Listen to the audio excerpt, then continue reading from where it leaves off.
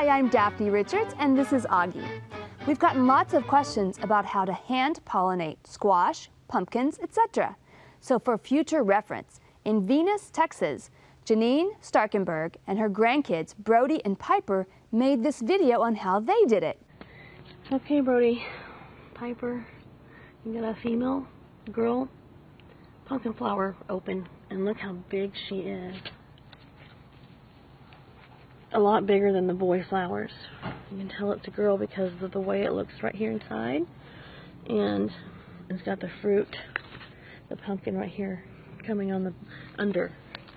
Okay, so we're gonna go find a boy flower that's open. Okay, here's one right here. You see how much smaller it is than the girl? There's two boys right here. See how much smaller it is? So you're gonna take a paintbrush and you're gonna come and you're gonna pull the pollen. You see that? Pull some of that pollen right off of that flower. Get it on the tip of your paintbrush. You're going to take it right back over here to the girl. You're going to put it on the inside of this flower. And just kind of brush it around in there, very gentle.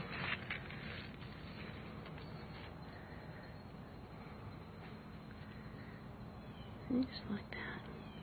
Now, I do this just because I don't have that many girls on this plant, and I want to make sure it gets pollinated. Normally bees would do this. This is what bees do. That's their job. They go down inside the flowers and they collect pollen, and as they go from flower to flower, they transfer the pollen from the boys over to the girls, and that's what makes this fruit turn ripe down here. So it will grow into a big pumpkin. Okay? Unfortunately, hand pollination may become necessary if there aren't enough pollinators around to do the job naturally. Or you might also have to lend a hand if you've had to cover your plants with row cover to keep out insects like squash vine borers, thus limiting access by pollinators as well. And if the flowers aren't properly pollinated, very few seed will be produced, which will inhibit the fruit from developing properly.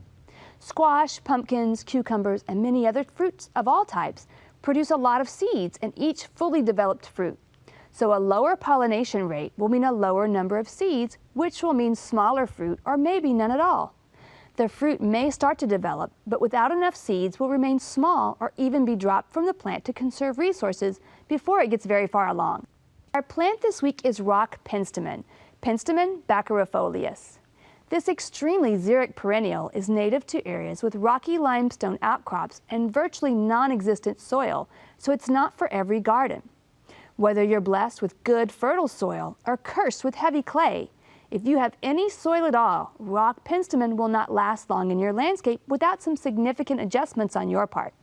But if you've installed a dry creek bed or rain garden with mostly rock, or if you installed xeric areas with decomposed granite or gravel and elevated berms, you can be successful with this gorgeous plant. Many people are installing these types of areas now, and many of our viewers that live in western areas naturally have the perfect rocky setting for this and other xeric plants to thrive. The bright red tubular flowers of rock penstemon are a hummingbird magnet, but deer enjoy them too, so be protective if you have four-legged visitors in your neighborhood. Water sparingly in times of extreme drought, and plant in full sun or maybe areas with a little late afternoon shade. Rock penstemon flowers from spring through summer and will die back to the ground most winters.